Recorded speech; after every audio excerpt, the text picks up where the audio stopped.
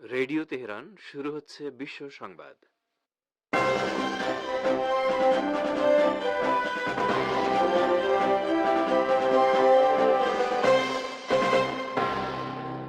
প্রথমেই সংবাদ শিরোনাম।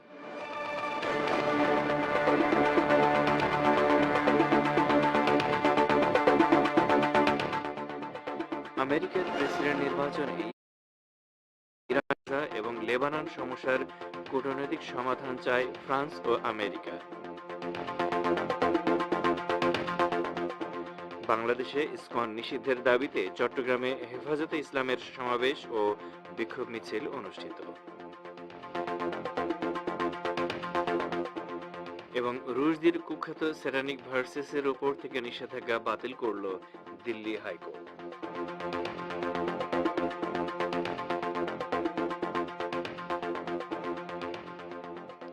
আসসালামু আলাইকুম। বিশ্ব সংবাদের গুরুত্বপূর্ণ অংশগুলো শুনলেন, এবারে বিস্তারিত। পরিবেশনায় রয়েছি রেজওয়ান হোসেন। ইরানের প্রেসিডেন্ট মাসুদ পেজেশকিয়ান বলেছেন, মার্কিন যুক্তরাষ্ট্রের প্রেসিডেন্ট নির্বাচনে কে জয়ী হলো তাতে তেহরানের কিছু যায় আসে না, কারণ একটি সম্মানজনক জাতি হিসেবে ইসলামী প্রজাতন্ত্র ইরান সম্পূর্ণ নিজস্ব শক্তির উপর নির্ভরশীল। তিনি গতকাল তেহরানে এক অনুষ্ঠানে দেয়া ভাষণে আরো বলেন, অন্যান্য দেশের সঙ্গে সম্পর্ক ও সহযোগিতা শক্তিশালী করার ক্ষেত্রে তার সরকার কোনো সীমারেখা নির্ধারণ করবে না। তিনি বলেন, মুসলিম ও প্রতিবেশী দেশগুলোর সঙ্গে সম্পর্ক শক্তিশালী করাকে ইরান সর্বোচ্চ অগ্রাধিকার দেয়। পেজেশকিয়ান বলেন, মুসলিম দেশগুলো যদি ভ্রাতৃপ্রতিম সম্পর্ক ও ঐক্য বজায় রাখত, তাহলে ইহুদিবাদী ইসরায়েল ফিলিস্তিন ও লেবাননের নির্যাতিত জনগোষ্ঠীর বিরুদ্ধে এভাবে ঠান্ডা মাথায় অপরাধযজ্ঞ চালাতে পারত না। সম্মেলনে ইরানের অন্যতম ভাইস প্রেসিডেন্ট ও সাবেক পররাষ্ট্রমন্ত্রী মোহাম্মদ জাওয়াদ জারিফ বলেন, মার্কিন যুক্তরাষ্ট্রের ভোটাররা, বিশেষ করে মুসলিম ভোটারদের বেশিরভাগ বিগত এক বছর ধরে গাজা উপত্যকা ও লেবাননে ইসরায়েলি গণহত্যার প্রতি ওয়াশিংটনের নির্লজ্জ সমর্থনের প্রতিবাদ জানিয়েছেন। তিনি সকল যুদ্ধ বন্ধ করার নির্বাচনী প্রতিশ্রুতি বাস্তবায়ন করার জন্য মার্কিন যুক্তরাষ্ট্রের আসন্ন ট্রাম্প প্রশাসনের প্রতি আহ্বান জানান। ইসলামী সহযোগিতা সংস্থা ওআইসি ইরানের বিরুদ্ধে ইসরায়েলি আগ্রাসনের নিন্দা জানিয়েছে। ইরনার উদ্ধৃতি দিয়ে পার্স টুডে জানিয়েছে, ইসলামী সহযোগিতা সংস্থা ওআইসি গতকাল একটি বিবৃতি দিয়েছে। ওই বিবৃতিতে বলা হয়েছে, ইরানের বিরুদ্ধে দখলদার ইসরায়েলের আগ্রাসী পদক্ষেপ আন্তর্জাতিক আইন এবং জাতিসংঘ সনদের। ইসরায়েল ইসলামী প্রজাতন্ত্র ইরানের বিরুদ্ধে আগ্রাসন চালানোর জন্য ইরাকের আকাশসীমা ব্যবহার করেছে। ওআইসি জোর দিয়ে বলেছে যে ইসলামী প্রজাতন্ত্র ইরান সহ ক্ষতিগ্রস্ত দেশগুলোর অধিকার রয়েছে আন্তর্জাতিক আইন এবং জাতিসংঘের সনদ অনুযায়ী তাদের সার্বভৌমত্ব, আঞ্চলিক অখণ্ডতা, নিরাপত্তা এবং জনগণকে রক্ষা করার পদক্ষেপ নেওয়া। এর আগে জাতিসংঘের সনদের প্রতিরক্ষার জন্য জোট নিরপেক্ষ আন্দোলনভুক্ত দেশগুলোও ইরানের বিরুদ্ধে ইসরায়েলি আগ্রাসনের নিন্দা জানিয়েছে। তারা বলেছে, এই নিন্দনীয় হামলা জাতিসংঘ সনদের চরম লঙ্ঘন। আমেরিকা ও ফ্রান্সের পররাষ্ট্রমন্ত্রী গাজা উপত্যকা এবং লেবাননের সংঘাত অবসানের জন্য কূটনৈতিক সমাধানের উপর জোর দিয়েছেন। অ্যান্থনি ব্লিংকেন এবং জন নোয়েল বারোত টেলিফোনে ইসরায়েলিদের বর্বর অপরাধের কথা উল্লেখ না করে ওই সমাধানের কথা বলেন। আমেরিকার পররাষ্ট্র মন্ত্রণালয়ের নিউজ ওয়েবসাইট জানিয়েছে, মার্কিন পররাষ্ট্র মন্ত্রণালয়ের মুখপাত্র ম্যাথু মিলার একটি বিবৃতি দিয়েছেন। ওই বিবৃতিতে তিনি বলেছেন, ব্লিংকেন এবং বারোত টেলিফোন সংলাপে লেবাননের সংঘর্ষের অবসান ঘটাতে কূটনৈতিক সমাধানে পৌঁছানোর উপর গুরুত্ব দিয়েছেন। তাদের ওই ফোনালাপ উভয় পক্ষের বেসামরিক নাগরিকদের প্রভাবিত করেছে। বিবৃতিতে আরো বলা হয়েছে, ব্লিংকেন এবং বারোদ ওই ফোনালাপে গাজা সংঘাতের অবসানের উপরও গুরুত্ব আরোপ করেছেন। সমস্ত বন্দীদের ফিরিয়ে আনা এবং গাজা উপত্যকায় মানবিক সহায়তা বৃদ্ধি করা সহ ত্রাণ সাহায্য অব্যাহত রাখতে ওয়াশিংটন ও প্যারিসের যৌথ সহযোগিতার ব্যাপারেও আলোচনা করেছেন দুই নেতা। একই সঙ্গে তারা ইউক্রেনে সাহায্য পৌঁছানোর পাশাপাশি তাদের স্বাধীনতা রক্ষা এবং বিজয় অর্জনের জন্য তাদের প্রচেষ্টার প্রতিও সমর্থন জানিয়েছেন। প্রতিরোধ যোদ্ধাদের বিরুদ্ধে যুদ্ধে ইহুদিবাদী ইসরায়েলি বাহিনী পরাজিত হয়েছে বলে মন্তব্য করেছেন ইয়েমেনের হুথি আনসারুল্লাহ আন্দোলনের নেতা আব্দুল মালিক আল হুথি।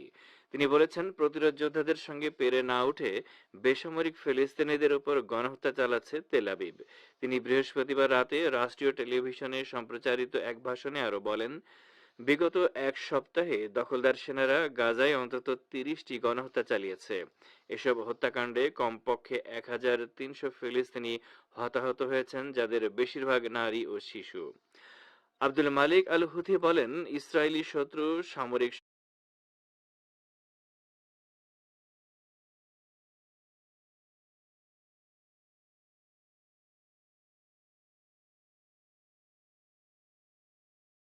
সংঘাতে ব্যর্থ হয়ে এখন এবং নিজের ঘোষিত লক্ষ্যগুলো বাস্তবায়ন করতে না পেরে এখন বেসামরিক ফিলিস্তিনি নাগরিকদের উপর গণহত্যামূলক অপরাধী তৎপরতা জোরদার করেছে।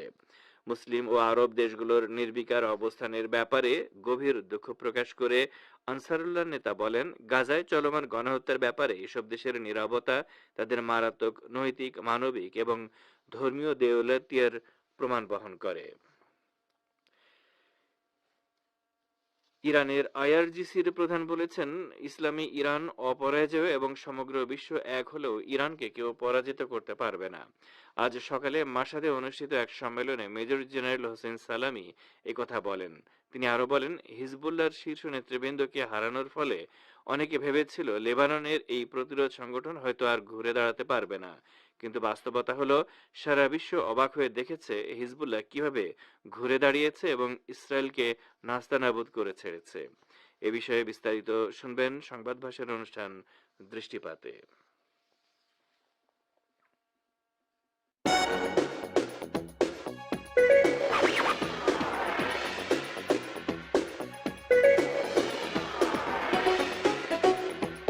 রেডিও তেহরান, খবরের সঙ্গে 24 ঘন্টা। ভিজিট করুন আমাদের ওয়েবসাইট parstoday.ir/dn।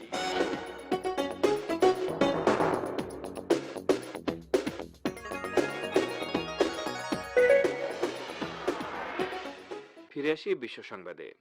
বাংলাদেশে সনাতন ধর্মাবলম্বীদের সংগঠন আন্তর্জাতিক কৃষ্ণ ভাবনামৃত সংঘ ইসকনকে নিষিদ্ধ করার দাবিতে চট্টগ্রাম নগরীতে প্রতিবাদ সমাবেশ ও বিক্ষোভ মিছিল করেছে হেফাজতে ইসলাম।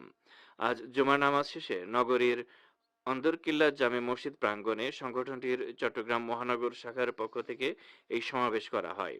সংক্ষিপ্ত সমাবেশ শেষে দুপুর 2:30টার দিকে বিক্ষোভ মিছিল বের করেন হেফাজতে ইসলামের নেতাকর্মীরা। মিছিলের আগে সংক্ষিপ্ত সমাবেশে হেফাজত ইসলামের ছাত্র ও যুব বিষয়ক সম্পাদক কামরুল ইসলাম কাশেমি বলেন, ইসকন সনাতনীদের কোনো ধর্মীয় সংগঠন নয়। ইসকন একটি জঙ্গি সংগঠন। ইসকন বিভিন্ন দেশে এরই মধ্যে নিষিদ্ধ হয়েছে। ইসকন ইহুদি ও খ্রিস্টানদের লালিত পালিত জঙ্গি সংগঠন। তিনি হাজারে নয়, আরো অনেক জায়গায় হিন্দু ভাইদের জায়গা দখল করেছে এই ইসকনরা। এই ইসকনরা শুধু বাংলাদেশের শত্রু না, সারা বিশ্বের শত্রু। আপনারা বিশ্ব সংবাদ শুনছেন রেডিও তেহরান থেকে, আর প্রচারিত হচ্ছে শর্টওয়েভ 25 মিটার ব্যান্ডে। ইসলাম বিদ্বেষী ব্রিটিশ লেখক সালমান রুশদির লেখা বিতর্কিত উপন্যাস দ্য স্যাটানিক ভার্সেস বিক্রির উপর নিষেধাজ্ঞা বাতিল করেছে দিল্লি হাইকোর্ট। আজ ফরাসি বার্তা সংস্থা এএফপি জানিয়েছে, আমেরিকা ও ব্রিটেনের দ্বৈত নাগরিকত্ব পাওয়া রুশদির জন্ম ভারতে হলেও দেশটিতে 1988 সালে তার এই বইটি প্রকাশের অল্প সময় পরে নিষিদ্ধ করা হয়। এ সপ্তাহে দিল্লির হাইকোর্টে এক মামলার রায়ে ওই নিষেধাজ্ঞা বাতিলের নির্দেশ দিয়েছে। 2019 সালে সন্দীপন খান নামে এক গেরুয়াপন্থী ওই বইটি আমদানির উপর নিষেধাজ্ঞা প্রত্যাহার করার আবেদন জানিয়েছিলেন। দিল্লি হাইকোর্টে মামলাটি ওঠার পর আরটিআই করে এবং সংশ্লিষ্ট বিভিন্ন মন্ত্রণালয়ে খোঁজ নিয়ে দেখা গেছে, বইটির আমদানি ও প্রকাশ নিষিদ্ধ করে তৎকালীন কেন্দ্রীয় সরকার যে বিজ্ঞপ্তি জারি করেছিল তা গায়েব হয়ে গেছে। ফলে হাইকোর্ট অন্য কোনো যুক্তি শুনতে চায়নি। হাইকোর্টের দুই বিচারপতি রেখা পাল্লি এবং সৌরভ ব্যানার্জি এক রায় দিয়ে বলেছেন, যেহেতু ওই বিজ্ঞপ্তিটি পাওয়া যাচ্ছে না, তাই আমরা ধরে নিচ্ছি এ ধরনের কোনো বিজ্ঞপ্তি ছিলই না। তাই শয়তানের পদাবলী বইটি আমদানি করতে কোনো বাধা নেই।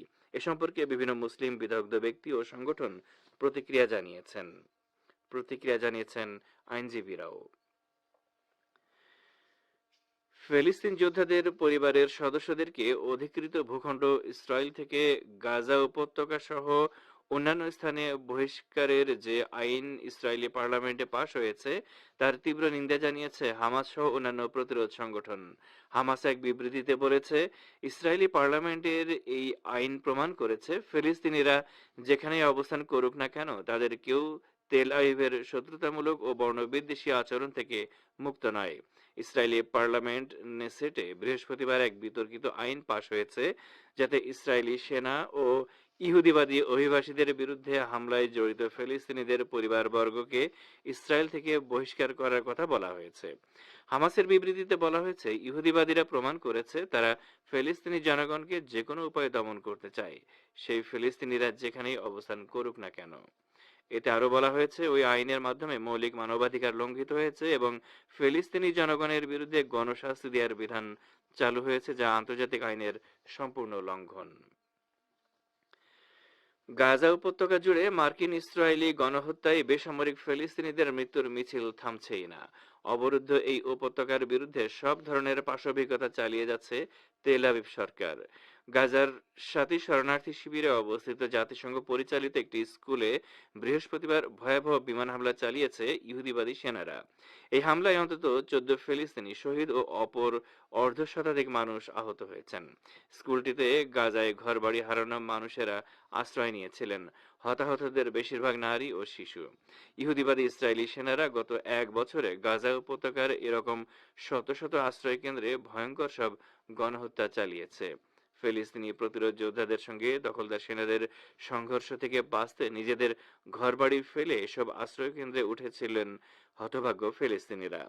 গাজার পূর্ব প্রান্ত জুড়ে অর্থাৎ ইসরায়েলের সীমান্ত ঘেঁষা আবাসিক ভবন, সরকারি অফিস আদালত সহ সব অবকাঠামো সম্পূর্ণ ধ্বংস করে ফেলেছে ইহুদিবাদী সেনারা।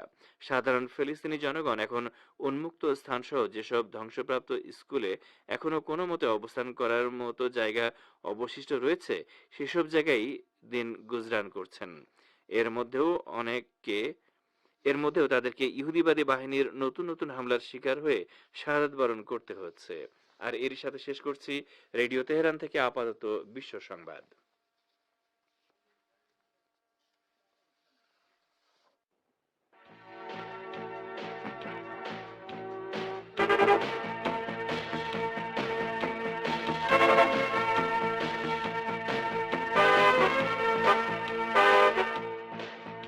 বিশ্ব সংবাদ শুনলেন রেডিও তেহরান থেকে।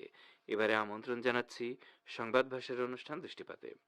যেমনটি বিশ্ব সংবাদেই শুনেছেন, ইরানের আইআরজিসির প্রধান যুক্তরাষ্ট্রের প্রেসিডেন্ট নির্বাচনের ফলাফল সম্পর্কে বলেছেন, দেশটির সাম্প্রতিক নির্বাচনে প্রমাণিত হয়েছে যে গাজার প্রতিরোধ যুদ্ধ এমনকি মার্কিন যুদ্ধকামী সরকারকেও পরিবর্তন করতে পারে।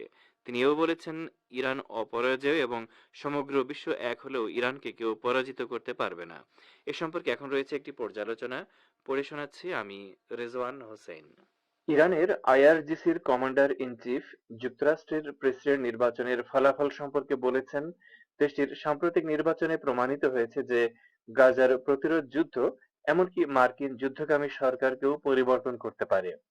ডেমোক্রেটরা সর্বশক্তি দিয়ে ফিলিস্তিনিদের বিরুদ্ধে ইসরায়েলের আগ্রাসনকে সমর্থন করেছিল, কিন্তু বাস্তবে আমেরিকার জনগণ তাদের ভোট দেয়নি। আজ সকালে মাসাদে অনুষ্ঠিত সম্মেলনে ইসলামী বিপ্লবী গার্ড বাহিনী আইআরজিসির প্রধান কমান্ডার মেজর জেনারেল হোসেন সালামি মার্কিন নির্বাচন সম্পর্কে বক্তব্য দিতে গিয়ে একথা বলেছেন। তিনি দেশের কর্মকর্তা, সামরিক কমান্ডার, বিভিন্ন প্রতিষ্ঠানের প্রধানগণ, দেশের বিভিন্ন গণমাধ্যমের প্রতিনিধি ও সাংবাদিকদের উপস্থিতিতে বর্তমান পরিস্থিতিতে সত্য মিথ্যার এই যুদ্ধে সর্বাত্মক লড়াইয়ের বিবরণ তুলে ধরেন।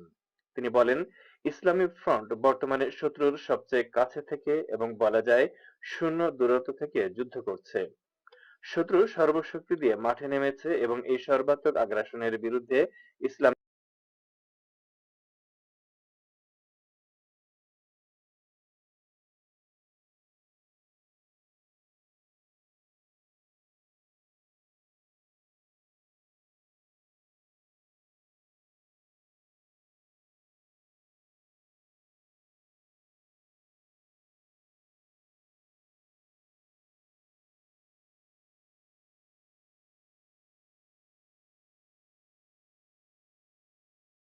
ইসরায়েলের বিরুদ্ধে যুদ্ধে লেবাননের হিজবুল্লাহর অগ্রগতি বিশ্লেষণ করে আইআরজিসি প্রধান মেজর জেনারেল হোসেন সালামি বলেছেন, ইসরায়েল হিজবুল্লাহর কমান্ডারদেরকে যুদ্ধ থেকে সরিয়ে দেওয়ার জন্য পেজার বিস্ফোরণ ঘটিয়েছিল। এছাড়া তারা বহু বছর ধরে লেবাননে ইসলামী প্রতিরোধ সংগঠন হিজবুল্লাহর নেটওয়ার্ক আবিষ্কার ও তাদের সদস্যদের অবস্থান চিহ্নিত করে সন্ত্রাসী হামলা চালিয়েছে। আপনি দেখেছেন কিভাবে হিজবুল্লাহ মহাসচিব সৈয়দ হাসান নাসরুল্লাহ সহ অনেক আধ্যাত্মিক ও সামরিক কমান্ডারকে তারা শহীদ করেছে। তিনি আরো বলেছেন, হিজবুল্লাহ শীর্ষ নেতৃবৃন্দকে হারানোর ফলে অনেকে ভেবেছিল এত বড় ক্ষতির কারণে লেবাননের এই ইসলামী প্রতিরোধ সংগঠন হয়তো আর ঘুরে দাঁড়াতে পারবে না এবং ধ্বংস হয়ে যাবে। কিন্তু সারা বিশ্ব অবাক হয়ে দেখেছে হিজবুল্লাহ কিভাবে ঘুরে দাঁড়িয়েছে এবং ইসরায়েলকে নাস্তানাবুদ করে ছেড়েছে, যাদের পেছনে আমেরিকা সহ পুরো পাশ্চাত্য বিশ্বের সমর্থন রয়েছে। আইআরজিসি প্রধান মেজর জেনারেল হোসেন সালামি আরো বলেছেন, ইসরায়েল যা করার সবই করেছে এবং লেবাননের শহরগুলোকে নজিরবিহীন অগ্নিকুণ্ডে পরিণত করেছে, কিন্তু তারা দক্ষিণ লেবাননের কোনো একটি গুরুত্বপূর্ণ অংশ দখল করতে পারেনি। হিজবুল্লাহর যোদ্ধারা আশুরার চেতনাকে ধারণ করে সাহসিকতার সাথে ইসরায়েলি আগ্রাসনের বিরুদ্ধে লড়াই করে যাচ্ছে। ফলে ইসরায়েলি সেনারা যুদ্ধে জয়ের ব্যাপারে আত্মবিশ্বাস হারাচ্ছে। ইসরায়েলের ধ্বংসের সময় খুব কাছাকাছি চলে এসেছে উল্লেখ করে জনাব সালামি বলেন, ক্ষেপণাস্ত্র হামলা চালিয়ে আমরা সামান্য শক্তি ব্যবহার করে এটা দেখিয়ে দিয়েছি যে যে কোনো কঠিন পরিস্থিতিতে আমরা প্রতিরোধ শক্তির পাশে থাকব। যাই হোক, ইসরায়েলের দখলে থাকা এই সমস্ত ভূমি মুসলমানদের, যদিও বিশ্বের বৃহৎ শক্তিগুলো দখলদার এই শক্তিকে স্বীকৃতি দিয়েছে। সালামি বলেন, ইসরায়েলের অর্থনীতির ৯৮% নির্ভর করে সমুদ্র বাণিজ্যের উপর। চিন্তা করুন, যদি হিজবুল্লাহর আঘাতে ইসরায়েলের সমুদ্র বন্দরগুলো ধ্বংস হয়ে যায় এবং ভূমধ্যসাগর অনিরাপদ হয়ে পড়ে, তাহলে তাদের অবস্থা কি হবে? শুধু এই একটি মাত্র দুর্বলতা ইসরায়েলকে ধ্বংস করার জন্যই যথেষ্ট। আপনারা জেনে রাখুন যে ইসরায়েলকে টিকিয়ে রাখার জন্য আমেরিকার সাহায্য সবসময় বিলম্বে আসবে এবং তা অপর্যাপ্ত। ইতিহাস এটাই বলে। বাস্তবতা হচ্ছে, প্রতিরোধ যোদ্ধাদের মোকাবেলায় ইসরায়েলি সেনারা আজ ক্লান্ত, তাদের অর্থনীতি ভেঙে পড়েছে এবং মার্কিন যুক্তরাষ্ট্রই তাদের সবকিছু পরিচালনা করছে। অন্যদিকে ইসলামী ইরান অপরাজেয় এবং সমগ্র বিশ্ব এক হলেও ইরানকে কেউ পরাজিত করতে পারবে না। শ্রোতা বন্ধুরা, এবারে আরো কিছু খবর সহ বিশ্ব সংবাদের গুরুত্বপূর্ণ অংশগুলো আরো একবার জানিয়ে দিচ্ছি। আমেরিকার প্রেসিডেন্ট নির্বাচনে ইরানের কিছু যায় আসে না। ইরান সম্পূর্ণ নিজস্ব শক্তির উপর নির্ভর। সেরানিক ভার্সেসের উপর থেকে নিষেধাজ্ঞা বাতিল করলো দিল্লি হাইকোর্ট। এবারে আরো কিছু খবর। মার্কিন যুক্তরাষ্ট্রের নির্বাচিত প্রেসিডেন্ট ডোনাল্ড ট্রাম্প সিরিয়ার উত্তরাঞ্চলে মোতায়েন মার্কিন সেনা প্রত্যাহার করতে চান বলে জানিয়েছেন তার ঘনিষ্ঠ সহযোগী রবার্ট এফ কেনেডি জুনিয়র। তিনি বলেছেন, তুরস্ক ও কুর্দি বিদ্রোহীদের মধ্যে সংঘাত ছড়িয়ে পড়লে মার্কিন সেনারা সেখানে কামানের খাদ্যে পরিণত হোক তা ট্রাম্প চান না।